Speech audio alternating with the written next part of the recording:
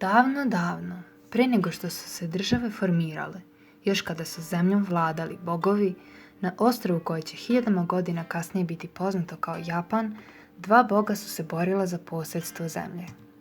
Takemi Kazuchi i Takemi Nakate. Borba toliko moćna i toliko strašna da je hiljadama godina ostala u sećanjima ljudi i davne 712. godine završila u prvim knjigama Japana, pripovedajući moćnu borbu koja je kasnije postala osnova za razvoj jednako moćnog sporta, sumoa. Prvi oblici sumoa su zapravo bili ritualni poljoprivredni ples, kao molitva za dobru žetvu. Kasnije je postao surov oblik rvanja, gde su se borci često borili do smrti. 642. godine kraljica Kogyoku je zvanično organizovala sumo meč u svom dvoru kao zabavu za korejsku legaciju. Oduševivši gledaoce, u narednim vekovima sumo je postao veoma popularan na dvoru, što je povećalo njegov ceremonijalni i religijski značaj. Zvanična sumo organizacija razvija se u Edo periodu, čineći početak profesionalnog sumoa. Dosta elemenata koji se danas praktikuju u sumo datira iz tog perioda, kao što su dohyoiri ili ceremonija ulaska u ring, heia sistem, sumo klubovi, gyoji, odnosno sudije, i mawashi, odnosno pojas. Da bi razumeli pravila i dalje opise, prvo ćemo da objasnimo sistem. Profesionalni sumo je organizovan od strane japanske sumo organizacije, čiji su svi članovi prethodno bili i sami rvači, odnosno rikšiji, i zovu se ojakata. Oni su jedini koji imaju pravo da uče mlade rvače. Svi rikšiji moraju da pripadaju jednom sumo klubu, odnosno heia, koje vode ojakata. Kad postanu deo heie, svi žive zajedno sa ojakatom. U Japanu postoji oko 40 heia, a one najveće imaju više od 30 rikšija.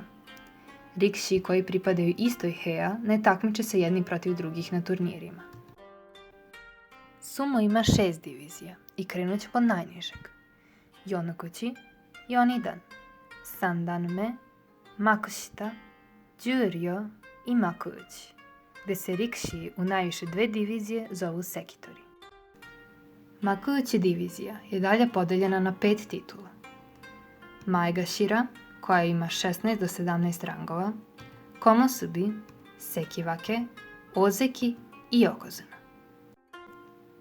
Yokozuna se nalazi na vrhu sistema i od njih se generalno očekuje da redovno osvajaju turnire, tako da su kriterijumi za promociju za Yokozunu veoma strogi. Generalno, Ozeki, što je drugi najviši rang, mora da osvoji turnir 2 puta zaredom ili da ima jednak performans tome. Više od jednog rvača može da nosi titulu Yokozunu u isto vreme. Onaj koji postane Yokozuna više ne može da izgubi tu titulu, odnosno ako Yokozuna ne može da ispuni očekivanja i više turnira zaredom ima veoma loš performans, smatra se da je njegova dužnost da se sam povuče iz sumo, da ne bi osramotio svoju titulu. Sudeći po tome koliko je star, pravila sumo i nisu nešto komplikovana. Onaj koji prvi uspe da izbaci protivnika iz ringa, ili onaj koji prvi uspe da primora protivnika da dodirne pod bilo kojim delom tela pored stopala, je pobednik. Naravno, postoji neke zabrane, koje ako se prekrše, rikši automatski gubi. Kao na primer, upotreba zabranjenih tehnika, odnosno kinjite, kao što je dizanje visoko u vazduh, udarci pesnicom, šutanje ili povlačenje za kosu. Zatim rvač kojem se odvezao mawashi ili onaj koji se nije pojavio na meču, čak i zbog prethodne povrede, automatski gubi, odnosno fusenpai. Grand sumo mogu trenirati i stranci, koji su danas čak jedni od najpoznatijih rikšija, kao što su Gruzijanac Tochinoshi, Brazilac Kaise, Bugar Aoyama ili možda i najpoznatiji Yokozuna Hakuho i Yokozuna Kakoryu, koji su obojica Mongoli. Mongoli su zapravo, pored Japanaca, najzastupljeniji u sumo. Toliko su u jednom momentu počeli da vladaju Grand sumom, da su Japanci zabranili da svaka beja ima više od jednog aktivnog stranca rikšija u istom periodu. Grand sumo nije imao japanskog Yokozunu od 1998. pa sve do 2017. godine, kad je Kiseno Sato promovisan za Yokozunu. Postoji i manje poznat ženski sumo, ali nažalost ženama nije dozvoljeno da treniraju Grand sumo, pošto se smatra da ih mesečno gubljenje krvi čini nečistim i samim tim ne smeju da ulaze u dohio, odnosno ring, koji se smatra svetim i da ga nastanjuju bogovi. Rituali. Dohio, ili ring u kojem se odvija meč, širok je 4,55 metara, napravljen od gline i potrebno je oko 40 ljudi i 3 dana da se napravi istovremeno pre turnira. Uokviren je tovarom, odnosno pirinčanom trskom popunjenom peskom, što je u ranijim vremenima predstavljalo zahvalnost za pirinač i nadu za dobru žetvu. Tovara ume da ima ključnu ulogu u nekim tehnikama, odnosno kimarite, i često je zaslužna za iznenadni preokret. Gyoji su se smatrali glasnicima bogova. Pre početka turnira, Gyoji ima ulogu šinto sveštenika i poziva bogove u ring da nadgledaju sumo mečeve. Poslednji dan, kad se završe svi mečevi, vrši se send-off ceremonija, gde rikšiji bacaju Gyojija visoko u vazduh, čime govore bogovima da se vrate tamo odakle su došli.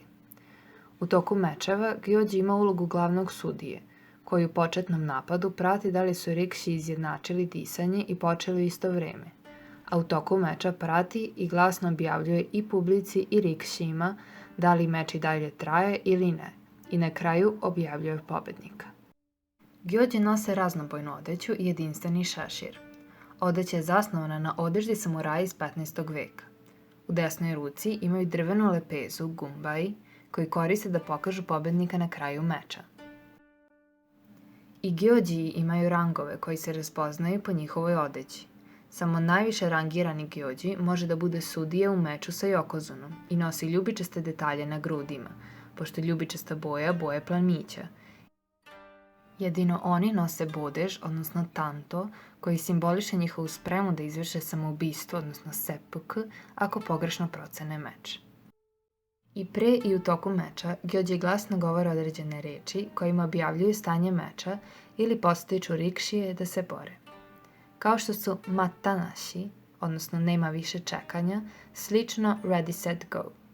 Zatim hakioi, gde je haki duh, odnosno spirit, a joi je rise, pa je prevod fight with spirit ili bori se sa duhom. Kada u toku meča rikšiji prekinu napad i zaglave se u jednom položaju, ima drugačije značenje, odnosno put some spirit into it, odnosno podstiče ih da nastave.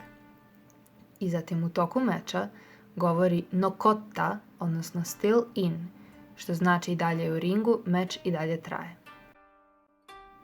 Svaki dan, pre početka mečeva iz prve divizije, Yokozuna izvodi ceremoniju ulaska u ring, što predstavlja želje za bogatu žetvu.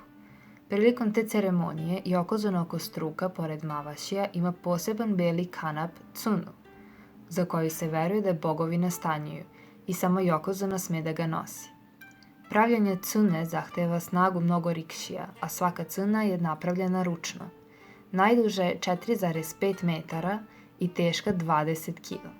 6 rikšija je potrebno da bi se kanap zavezao Yokozuni oko struka. Postoje 2 stila ulaska u ring. Un-ryu stil, gde je leva ruka savijena, a desna ispružena, što predstavlja istovremeni napad i odbranu. I Shiranui stil, gde su obe ruke široko ispružene, što predstavlja napad. Rituali u ringu. Pre ulaska u dohio, prvo se isperu usta sa chikara mizu, odnosno power water, koja je za pročišćavanje i nije dozvoljeno da se pije. Zatim se sa chikara gami, odnosno power paper, obrišu usta i pročisti telo. Sledeći ritual je shiomaki, odnosno bacanje soli, i izvodi se prilikom ulaska u ring. Namenjeno je da se ring pročisti od svega lošeg i zlog. Još od drevnih vremena u Japanu se so smatrala svetom i da može da otera zle duhove. Takođe, shiomaki se smatra oblikom molitve, da rikši koji bacaju so u ring bude zaštićen od povreda. Neki rikši koriste so da obrišu znoj sa dlanova da bi lakše mogli da uhvate mavaši. Kada se uđe u ring, pre nego što se nađu na sredini, rikši moraju da izvode još 2 rituala. Prvo izvode chirichozu, odnosno ispruženih ruku u čučećem položaju, lupe šakama ispred sebe, a onda široko otvore obe ruke. Time pokazuju da nemaju oružje i da su spremni na fair borbu. Zatim izvode shiko, odnosno udaranje nogama. Pored toga što je to vežba za zagrevanje, ima i simbolično značenje isterivanja demona iz ringa. Kada je meč završen, oba rikšija se vraćaju na svoju stranu i poklone se jedan drugome. Izazivanje preteranih emocija, proslavljanje pobede i oplikivanje gubitka se smatra nepristojnim. Rikšiji umeju da pokažu zadovoljstvo, tugu ili iznerviranost, ali su emocije veoma prekrivene i često jedva primetne. Pošto se poklone, onaj koji je izgubio izlazi iz ringa, dok pobednik ostaje. Kad mu Gyoji prozove ime, rikši čučne i odgovori tako što desnom rukom raseče vazduh na dole i horizontalno. Ako je meč sponzorisan, pobednik pre primanja nagrade vrši još par dodatnih gestova. Desnom rukom vertikalno seče vazduh prvo levo, zatim desno i na kraju u sredini kao zahvalnost prema 3 različita boga pobede. Meč. U početnom napadu, odnosno tačijaju, oba rikšija moraju da krenu iz čučnja u isto vreme kada dodirnu pod ringa sa obe pesnice.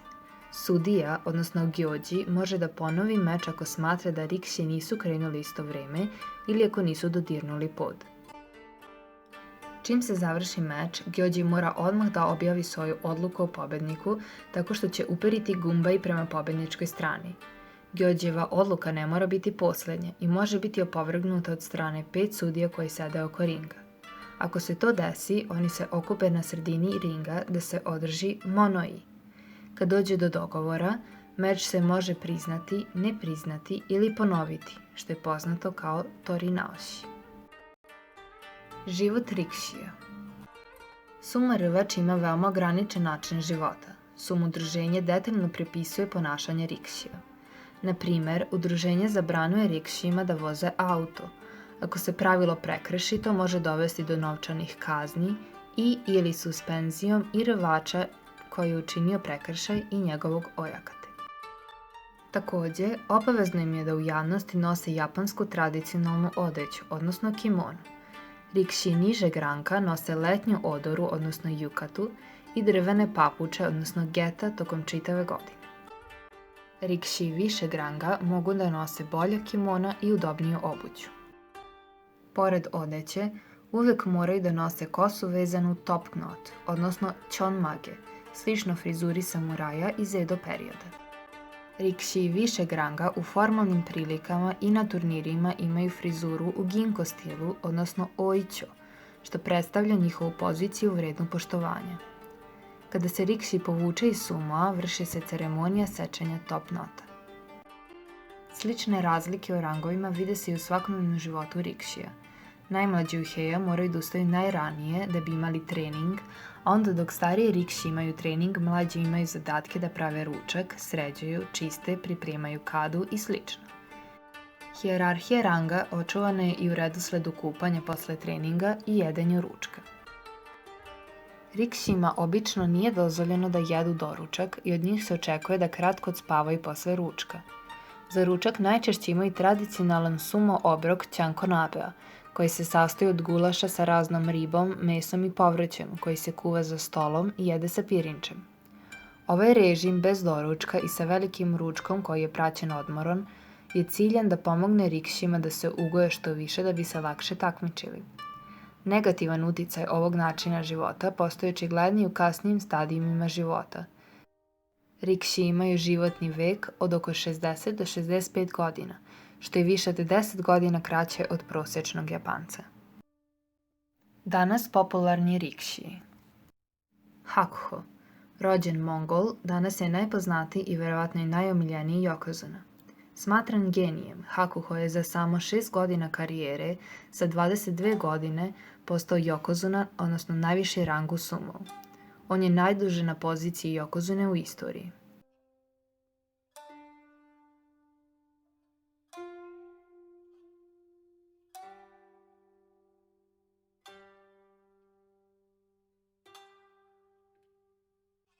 Točinašin, rođen u Gruziji, veoma je popularan među zapadnim fanovima.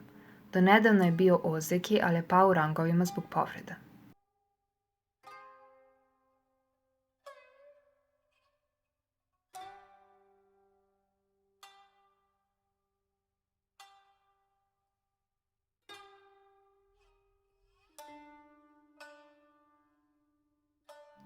Asanoyama, Japanac i Nov Ozeki, od kojeg se očekuje da u svojoj karijere dospe do ranga Yokozune.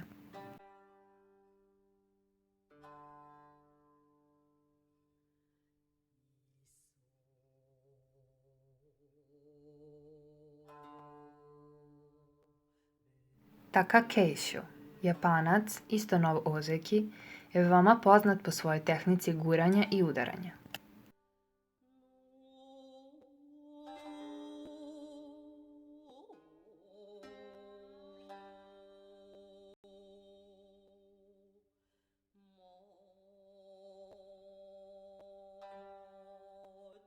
Enho, isto Japanac, zanimljiv je što je zbog svog niskog rasta razvio neobične tehnike koje su mu omogućile da pobeđuje daleko krupnije protivnike. Enho je oko 50 kg lakši i oko 15 cm niži od prosječnog rikšija top divizije.